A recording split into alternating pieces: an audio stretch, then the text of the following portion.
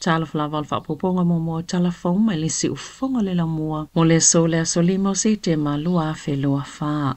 O le so e whaatauna uina i toi sauninga o le tupo Māori kingi tu heitia. Ai o le amo mua whaatino le sauninga le te whakawahinga e whaau oaile ua filifili e suitu langa i le tupo. O le ao fie lea sauninga ni karakia whaapia te talo Kasiano. O ni vaenga o le sauninga o le atelina le whailoina i tangata. O le a awai ona o le pa ia o ia tu maangai pe ona masani ai. E le ise pale whaatupo e pale ina le tupo Māori. Ai o le a tu le tusi pa ia i lunga o lunao. E le te tumuaki o te kingitanga. Po le tangata o le aia tau aina le tuspa i lunga o le ao le tupu fou i le taimi le te whakawahinga. O hone tamihana o lo umieina le matawhai oi o le te tumuaki ma o le aia whaongaina le tusipa i lava le e tasi na whaongai lona tua a o wire mu tamihana i le whaunga le tupu mua Māori po o te tau te whero i le tausanga tasi valu lima valu o le a kiepik po don tamihere o le lotu engelani e whaapa ina le tupu fou i suau upa ia. Amai a ona susoilo le matoi sauninga o le tupu e ave isia kingi tu heitia mai le marae ma momoli atu i au ngutu o le Waitafi le Waikato River mai e leoina e tangata lavo le ngati mahanga ma le malusi anga whaafitafita ni usila e tu ulo na tino maliu i lunga o le waa le tata hei ora ma isi wa ai tolo le Waikura takitimu ma le te timadanga e whaafea o ina lona sai le solo ma le polo sesio le Waitafi anga i atu le maunga o taupiri pe a ma le 10 kilomita le mamao ma e tu sama le lua i tu lale umi o le taimi o le solo a tau nu le polisesio i taupiri maunga o na tu atu leo le tupu i le vaenga sui le tani wharau ma kalapula kapiliki a le turanga waiwai ma le kalapula kapiarau ngati o le ao la tau momoli ina lona tino maliu ilona oli sanga tu mau i lunga o le maunga a mai o na lango mau kingi tu heitia o na taita ina lea e le fono faufau tu a le tupu le whare ariki po sui o le ainga tupu i le marae o le turanga waiwai e whaatino ai le hakari po o se tau mawhatanga i tau walunga i toi sauninga o le tupu.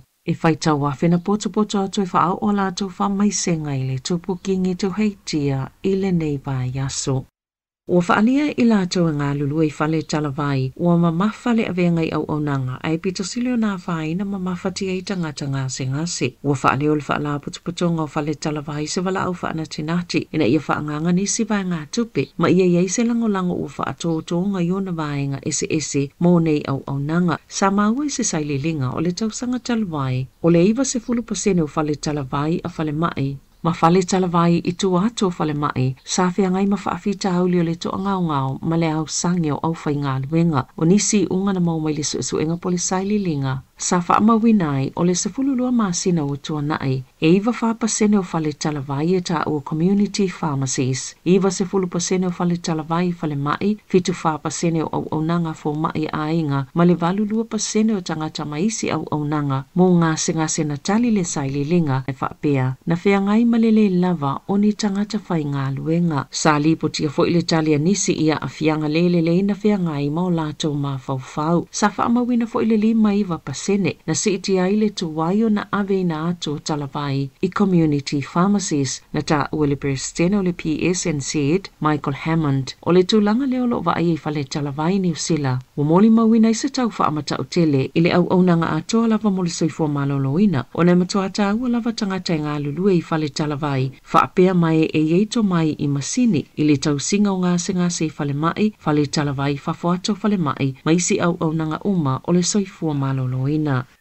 Ua fuafua le pulenga anu o kalai estete e talo sanga ile malo ina ia ni si fuafua ngai whaia e tali ai ia afianga mai ta alonga whai tupe. Peitai, boto e tu watu i tua ni whai ungai whaia ia la tau lava polisi. Mo ta alonga whai tupe, sa ile fuafua ngai lea salulu e whaia se palo tale pulenga anu ia la tau polisi mo no whanga whaia ta alonga whai tupe ma le TAB. Ina ua mai ai seilo ilonga le au whai ngā luenga o se whautuanga le au whai ngā luenga le pulenga anu ina ia tamau pea le polisi o lo iai nei. Lea sa amata mai lava le tau sanga i luafe ma le whaatase ma le polisi e tau fiei o na toi whaatu wina ni si fale po o ni no whanga fau e whaangaio iai masini mo ta alonga whai tupe. Ma whaasai na fo i ona sui ni si fale po o no whanga e sifi ia ia ta alonga whai tupe. E se tusi o le a whao o inatu i le minista mo mata upa le loto i fale Brooke Van Belden, wata waile pule no fiol mecha, o le iloilonga le pule ngā no i polisi na iloini popolenga, e winga ni si itia peo ta alonga faitupe ilunga o penga of sota inga, a maise lava i pisi ni se wha mautu i fafo, a le o wha atau la fono ina i New Zealand, wa una i aia le pule ngā no ulfai ngā malo, ina ia wha atupu manatu ya ila tau se isi awala, e wha ititia ia a fianga maita alonga faitupe, e pito sili atu ono tele masini poka i kala i stete pe a fua le faitau wa wha i o tangata, na ilo se isi lava a ai i Aotearoa, na ilo i le ilo ilonga, e iwa tolu tesi ma le whamiliona tā la, ni tupe na mau, ona o masini poka i le a ai, i le tau sanga taluai. O le vai o sonei o lo o wha mamalu i nai, le tā ua le nofo sila fia i a fianga, mai ta alonga fai tupe.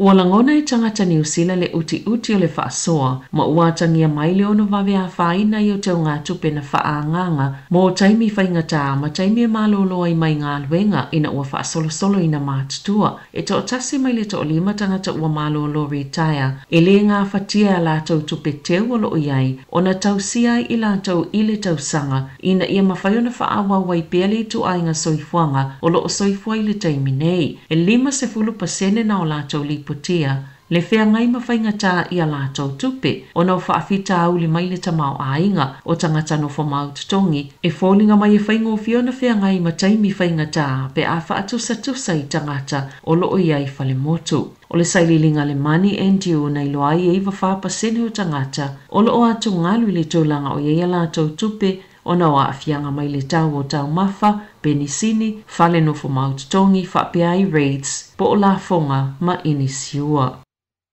E luani whale o lo whaatau awamalosi Northland na maua whaatau watu ini tangata e le au sia tau sanga e tau mawhaile awamalosi, mai ni su enga pitola tamaya leo masui o le soifua malolo ina lau tele. E se fulu fitu tau sanga ni tupulanga na whaongai le su enga na tau mawhaie whaatau ni awamalosi, mai ni whale o loa e lua se fulu walu i hokianga, makai para. E ta itasi ni whale o loa mai e pito no una whaatau ina atu awamalosi, ia tupulanga na ta ue sa tini Michelle Rowe, e whaanonoa tele ona o ia tōlanga, e ui ua iele suinga o whale o loa. Ia na whaatawina atu awa malosi mai se taimi mo atu, e tū ngā lava a fianga mō nisi e whaatawina atu awa malosi. I tangata e lalo i fō lātou tau sanga, mai onu wha malo lo le tū mawai mā lātou lai sene, whaatau awa malosi ia lātou whale o loa. E le whaingo whielinga alwengo lo whaatino ina e whaawawai ona tatala pea le whale lau papa le Winstone Pulp International. Ma o le ala leo le whaatino se polo kalame wala awai le malo ina ia whaia i eisa lātou fuafuanga, o tu uatu se whautuanga le kampani ina ia tāpuni, amatamaya o ke topa, ma o le a whaamalolo i mga luenga i lua se lau tolu se fulu. Ma ua iei fo i popolenga, o le ono whaititi au ia pitono ona o le tāpuninga o whale lau papa le tangi wai sawmill ma le kari o i pulp mill, o le asonga fua lea tatali e se whaiunga o le a whaia i le Winstone Pulp International, ma ua li potia le nofo popole o tangata i olo o whaalangolango i le whale lau papa mo ngā luenga. Ua whaalia le amatanga o se talo sanga sainia se tasi o ia pitono e whaingoa ina o le rescue rua pehu, ma una iai, kamupani e le tise ni usila whaapea ma le malo, ina ia tau file nau ma le whaamua polo fiti, e whai tau 4 miliona, a ia whaatau a maafutanga po whaala putuputonga, ma pisi ni singa osi o loa. E to olua ni tangata whaingaluenga na awel whale mai Middle Moa, ina usipaka ile ele tise le taeona na fi au kilani, whaalia le Kiwi Rail, na pipi isa ta avale whaau ngā, ile whaatinonga o ngā luenga whaalileia, mani waia ele tise le vau New Market ma Pritomat, na whaalia le vaenga o ta avale le whale mai sato ngā manu ango le tasi, au leisi, ele iti ngā ina tele. Mana toi te aleisi i tua ina ua o ila wauli, au le tasi sa tau fia i pia i Middle Moa, na tāpuni ai fia o inga no whaafi Pritomat, maleanga i atu i one hanga, o le tele lava no whaafi pia ma le ta ilua 10 minute na whaatua iai, aina toi fo i lava au nanga masani i le awauli ana nafi.